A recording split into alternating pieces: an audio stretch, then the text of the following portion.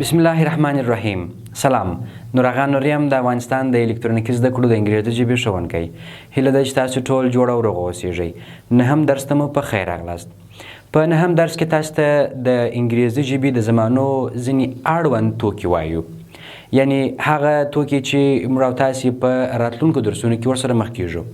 د هغوی د نومونو سره، د هغوی د استعمال سره، د هغوی د کارونې سره. نن د هغوی څخه مو لږ تاسو ته راخیستی دی انشاءالله. پر هغه باندې غږیږو او تاسې ویډیو تر پایه پورې راسره وګورئ. لومړی سنټنس یا جمله: A group of words which has subject and predicate and gives complete meaning. A group of words د لغاتونو مجموعه which has کوم چې ولري یا لري subject فاعل and predicate او بیانونکی. predicate د یو شي د وجود ثابتونکي ته وایي. and gives complete meaning او یوه بشپړه معنا ورکړي. جمله هغه ده چې کوم فاعل ولري او د یو شي د وجود ثابتونکی ولري او همدارنګه بشپړه معنا ورکړي. هغه ته موږ او تاسې جمله وایو. وروسته راځو components of sentence. د جملې ځینې اجزاوي یا برخې دي یا عنصرونه دي چې جمله ورڅخه تکمیل شوې ده او په جملې کې استفاده کېږي، استعمالیږي. لومړی سبجیکټ یا فاعل دی. موږ او تاسې په جملې کښې لومړی سبجیکټ یا فاعل لرو. ورپسې یا به ماډل اوکزالري وربونه وي چې هغه کین، کود، می، مایټ، شل، شود، هغه به یا به هغوی وي او یا به هم هیلپینګ وربز لکه از، ار، ام، واز، ور، بی، بین، همدارنګه نور یا به دا وي. وروسته به مین ورب یا اصلي فعل وي د جملې او همدارنګه به د جملې آبجکټ یا مفهول وي. اوس مې تاسو ته دغه هر یو بیل بیل جلا تعریف کړی دی. انشاءالله پر هغه باندې بحث کوو او همغسې مخته ځو. د جملې په پیل کې چې کارول کېږي هغه سبجکټ د جملې یا فاعل د جملې دی. یو لنډ تعریف مې ورکړی دی. تعریف څخه وروسته مې یو کوچنی مثال هم ورباندې راوړی دی. لومړی the doer of an action. the doer of an action د یو عمل ترسره کوونکی یا د یو عمل کوونکي ته فاعل ویل کېږي. اوس په دا جملې کښې موږ او تاسې د دغه تعریف اړوند دا ثابتوو چې څنګه د جملې ترسره کوونکي یا کوونکي ته فاعل ویل کېږي. لومړی په جملې کښې موږ او تاسې سبجیکټ یا فاعل کښې شوی. سبجیکټ چې دی یا به ناون وي یا به پرناون وي. یعنی په جملې کښې به یا ضمیر کارول شوی وي او یا به هم اسم کارول شوی وي. په دې برخه کښې احمد دا چې دی سبجیکټ دی. وروسته ورب دی learn او article دی او book هم د جملې object یا مفعول دی. اوس په دې ځای کښې موږ تاسو داسې وایو چې احمد learns a book. احمد یو کتاب زده کوي. اوس د کتاب د زده کولو عمل د چا په واسطه ترسره کېږي؟ د احمد په واسطه باندې ترسره کېږي. د کتاب لوستلو، زده کولو او همدارنګه د ویلو فعل یا کړ د احمد په واسطه باندې ترسره کېږي. نو دلته موږ تاسو وایو چې احمد د جملې ترسره کوونکی یا مکمل د عمل ترسره کوونکی دی. اوس دوهم برخې ته راځو. په دوهم کښې ورب یا فعل دی. فعل کړ. فعل واقعیت دا دی چې په ګرامر کې ډېره لویه برخه او مهمه برخه د ورب برخه ده. ورب موږ او تاسې کله وپېژنو د هغوی د استعمال په طریقه باندې وپوهېږو، نور به انشاءالله په انګرېزي ژبه کښې به ډېره برخه راته وساوي. راځو تعریف یې وایو. ورب shows an action. ورب یا فعل د یو عمل څرګندونه کوي یا یو عمل ښیي. دا تر ټولو خلص او ساده تعریف دی. اوس په جملې کې ښیو چې څرنګه د عمل څرګندونه کوي، څرنګه عمل ښیي. لومړی راځو شي دا سبجیکټ دی او وروسته د هغه څخه ورب راغلی دی goes. دې ته موږ تاسې ورب یا کړ وایو.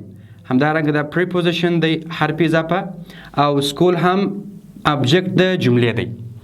اوس په دې ځای کې شي goes to school دا ښوونځي ته ځي. یعنی دلته د دې د فاعل مکمل کار پر ورب باندې ترسره کېږي. ورب د ټولو کارونو د ټولو فعالیتونو څرګندونه کوي.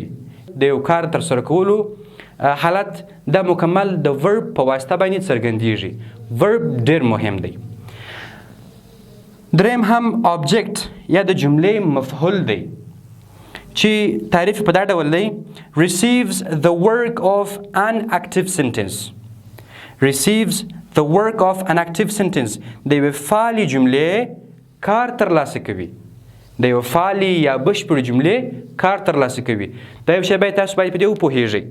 اوس مثال په دې کښې واضح سوی دی he په دې ځای کښې سبجیکټ دی او works خپله verb دی او inch دی خپله preposition دی حرف اضافه دی او office زموږ او ستاسې د جملې خپله objects. اوس office چې موږ او تاسې وایو اوس داسې وایو he works in office. دی په دفتر کې کار کوي. که چیرې تاسې داسې وګڼئ چې object نشته یعنې object نه وایاست یعنې د جملې هدف نه وایاست داسې ورځي he works in دی کار کوي په د ځای نه دی معلوم. دی کار کوي په کور کې، دی کار کوي په بازار کې، دی کار کوي په دفتر کې، دی کار کوي چیرې. که چیرې موږ او تاسو د جملې مکمل هدف معلوم کړو چې هغه آبجکټ دی نو بیا موږ او تاسو پوهیږو چې د دې جملې د فعالې جملې اخذ ټوله همدغه دی، فکس یا مکمل همدغه دی. اوس داسې وایو چې داسې وایو he works in office. دی کار کوي په دفتر کښې.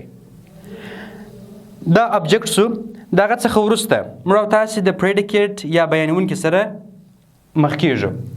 پریډیکیټ چې ته وایي after subject وروسته د فاعل څخه په جملې کښې وروسته د فاعل څخه یعنی وروسته د سبجیکټ څخه پاتې برخه.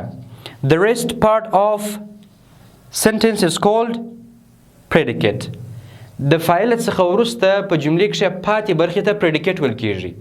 په هغه کښې verb راځي، preposition راځي، object راځي، نورې برخې راځي په دې کښې. نو موږ او تاسې وایو چې د جملې بیانونکې برخه هغه برخه ده چې د فاعل څخه وروسته راشي. په دې کښې مثال واضح سوی دی they are playing football. دوی فعلا د فوټبال لوبه کوي. they are playing football. دوی فعلا د فوټبال لوبه کوي. په دې مثال کښې they چې دی subject دی، subject pronoun دی they. د دې څخه وروسته هلته کومکي فعل راغلی دی، اصلي فعل راغلی او آبجکټ راغلی. شاید هغه څخه نورې برخې هم وروسته راسي. دغې پاتې برخې مکملې ته پریډیکیټ وایي. د فاعل څخه وروسته برخې ته یا پاتې برخې ته پریډیکیټ یا د جملې بیانونکی وایي. بل ځینې لنډ مخففات دي چې هغه موږ او تاسې په راتلونکو درسونو کې استفاده کوو. که چیرې SUB راغلی و تاسو باید په هغه وپوهېږئ چې دا د سبجکټ څخه هدف دی، د فاعل څخه هدف دی. او که چیرې یوازې وي راغلی و تاسو باید په دې وپوهېږئ چې دا د ورب یا فعل څخه هدف دی. او که چیرې OBG دا ټکی راغلی و تاسو باید په دې وپوهېږئ چې دا د آبجکټ یا د جملې د مفهول څخه هدف دی. او که HV راغلی و HV helping verb یا کومکي فعل. که چیرې دا راغلی و مثلا که HV مخفف بڼه راغلی و تاسو باید په دې وپوهېږئ چې دا د یو زمانې کومکي فعل ښیي. او تاسو په دې وپوهېږئ چې مثلا په زمانه کښې هرې زمانې بیل کومکي فعلونه دي نو په هره زمانه کې بیل بیل دا استفاده کېږي، استعمالیږي. که چیرې AUXV راغلی و تاسو باید په دې وپوهېږئ چې دا هم auxiliary verb یا مرستندویه فعلونه ښیي.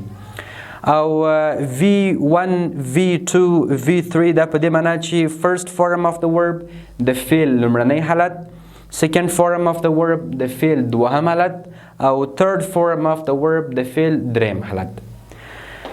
ډېر مننه دوستانو، خدای دې وکړي چې تاسې زموږ درس تر پای پورې راسره کتلی وي او ډېر څه مو ورڅخه اخذ کړي وي. انشاءالله په پاتې درسونو کې هم تاسو ته د انګریزي ژبې پاتې برخې تدریسو چې هغه د انګریزي ژبې زمانې دي. پر زمانو باندې مو بحث راڅرخي انشاءالله او تاسو ته به تر پای پورې د انګریزي ژبې زمانې په همدغسې خلص بڼه باندې او په صحیح بڼه باندې انتقال کړو. او ستاسو څخه یوه غوښتنه دا کوم چې زموږ د یوټیوب چینل درسره سبسکرایب کړئ او هم د فیسبوک پاڼه درسره خوښه کړئ، د نورو ملګرو سره هم شریکه کړئ تر څو هر څوک زموږ د خدمتونو څخه برخمن شي. ډېره مننه، ژوندي اوسئ.